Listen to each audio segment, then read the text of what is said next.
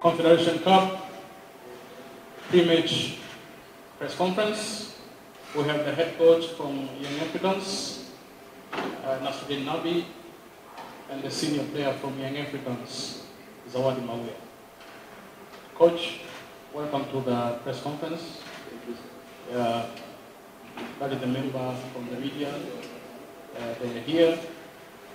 We want to hear from you tactically about the game tomorrow. شكرا. السلام عليكم ورحمة الله وبركاته.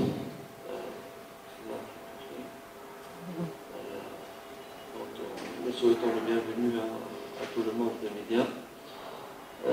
Bien entendu, nous sommes vraiment heureux d'être à cette phase du championnat de la CAF, de la Coupe de la CAF. Certainement, donc, la première chose à faire avant le match au Nigeria et après les matchs, c'est vraiment le respect de notre adversaire, c'est l'humilité et la concentration, surtout la concentration pour ce match, parce que l'histoire nous a montré que il y a eu beaucoup de retournements de situation. Nous avons vu des équipes qui gagnaient des grands scores et les matchs suivants, elles perdent où il y a des retournements de situation. Ceux qui ne lisent pas l'histoire ne peuvent pas avancer à l'avenir. Il faut savoir lire, et en particulier, je parle ici de l'histoire du football. L'histoire du football a fait qu'il y a des résultats qui ont été renversés. Raison pour laquelle, en tant que staff technique et coach, avec mes joueurs, on a fait une bulle, on a fermé entre nous. On ne peut pas en vouloir les supporters pour l'euphorie après le résultat de match passé. Même les médias, même nos médias d'ailleurs, notre média du club, c'est leur boulot, c'est leur sentiment. Mais nous, on est professionnels, on doit être rigoureux. Pas des sentiments, pas d'euphorie. C'est ce qu'on a essayé de faire. Et je remercie nos joueurs pour cet esprit-là de concentration, de respect de l'adversaire pendant toute cette semaine et la concentration au travail. Pour moi, donc, quasi badon delil, kesho inshallah delil inshallah. Yes. Waandishi wa habari kwenye mkutano wetu wa leo. Kwanza tuna furaha kwa hatua ambayo tumefikia kwenye kombe la shirikisho.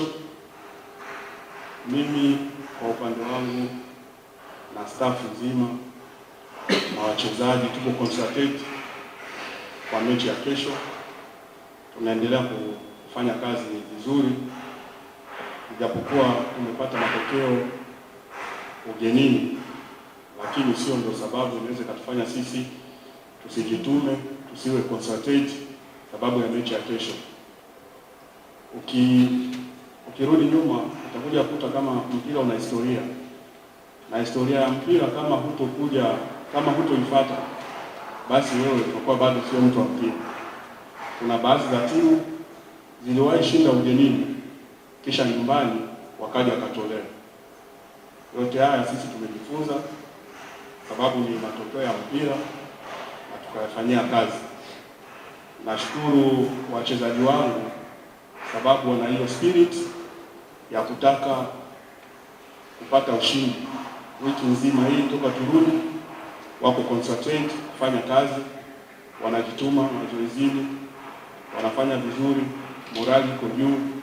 Wako tayari kupambana ili kesho tupate matokeo. Mimi na benchi langu nzima la ufundi tulikaa na wachezaji tukawa kitu kimoja kusema kama bado hatujafuzu, ijapokuwa kwenye media watu wataandika Yanga tayari amefuzu, Yanga tayari alifanya hivi. Sisi kwetu bado hatujafuzu. Ina maana na kama kwetu sisi bado hatujafuzu, lazima tuwe concentrated. So tuko concentrate kwa pamoja na wachezaji ili kesho tupate matokeo mazuri ya kutupeleka hatua ya mbele.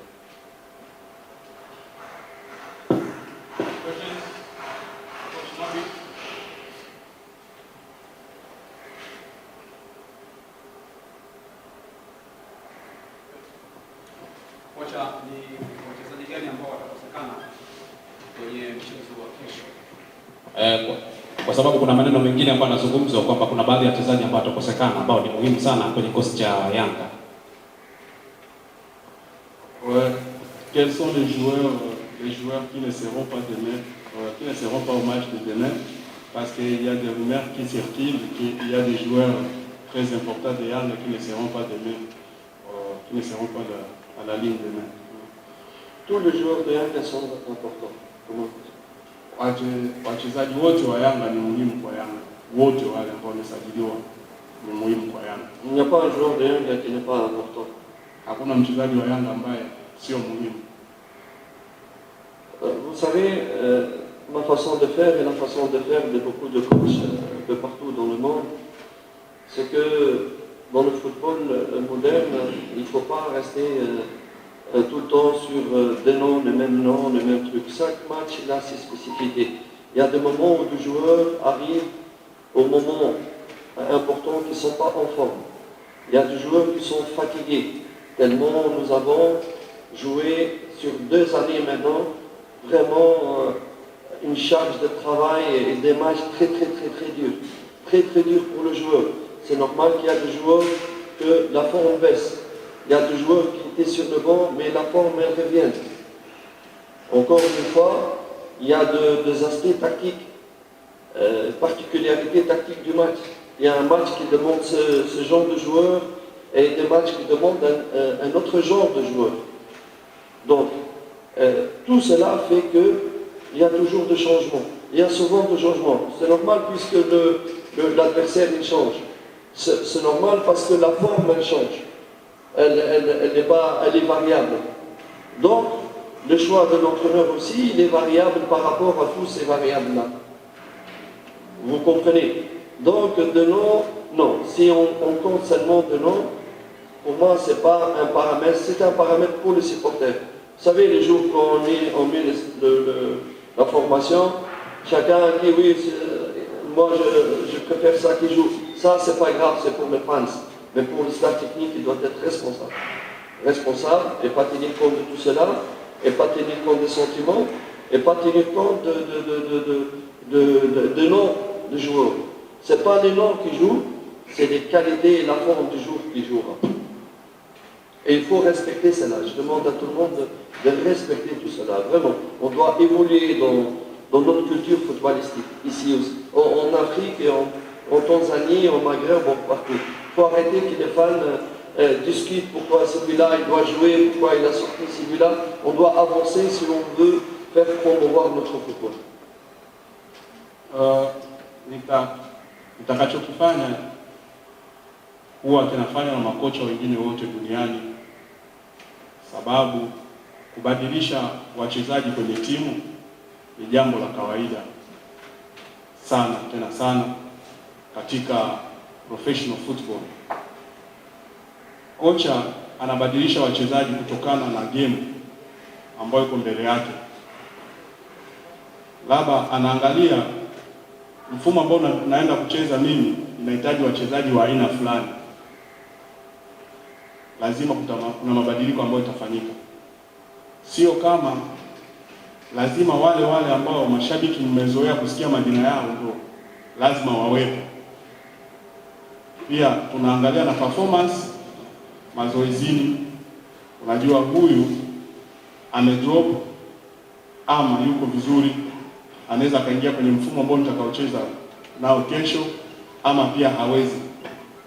Sababu wachezaji nao ni binadamu. Kuna wachezaji wengine ambao miaka miwili sasa kila mechi wanacheza, lazima pia na wao mili ipate kupumzika. Wanaweza kawa kutokana na kucheza sana, anaweza kadrop. Kuna mwingine mchezaji anaweza kakaa bench, akiingia anakuwa mchezaji anafanya vizuri, tofauti hata na wale walioanza, lazima tuwe tunawapishana, tunawabadilisha kutokana na formation ambayo itacheza. Kama formation yangu inahusu mchezaji fulani ndio inabidi acheze, anaendana na formation, basi yule mimi na mpango. So tukubaliane kitu kimoja, mashabiki, tuache hilo zama ya kupangiana wachezaji. Lazima mchezaji fulani awepo, lazima mchezaji fulani awepo. Hata ukiangalia Maghreb, Ulaya, sehemu zote, kocha huwa anakuwa na kikosi kipana na anawabadilisha wale wachezaji wote kutokana na uhitaji wake yeye na wachezaji ambao anawahitaji kwa muda ule.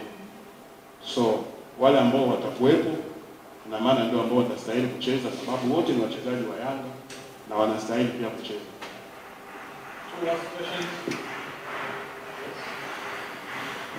Naitwa Hussein Shafii, natokea TBC. Swali langu ni kwamba tayari Yanga wana mtaji wa magoli mawili ugenini. Tutegemea nini kwa coach? Ataingia na mfumo wa kuzuia zaidi kwa sababu tayari ana akiba magoli, au atakwenda kushambulia na kuzuia ili kuhakikisha Yanga inapata nafasi ya kufuzu? Sambamba na hilo swali lilotoka kujibu, kwangu mimi nahisi kama sijaelewa swali vizuri kwa mimi, kwa sababu nadhani aliuliza kumaanisha kwamba utakuwa kuna changamoto ya kuwakosa wachezaji labda kutokana na sababu za magonjwa, labda maumivu au kuumia kwenye mpira. Ndio tunataka kujua kwa kocha kama kuna wachezaji atawakosa kuelekea mchezo huo. Lakini hilo la kwanza ndio hilo, mbinu gani ambayo atatumia zaidi? Atadefend zaidi au atashambulia? Il dit tu as marqué deux buts en étranger. Tu as déjà l'avantage de deux buts.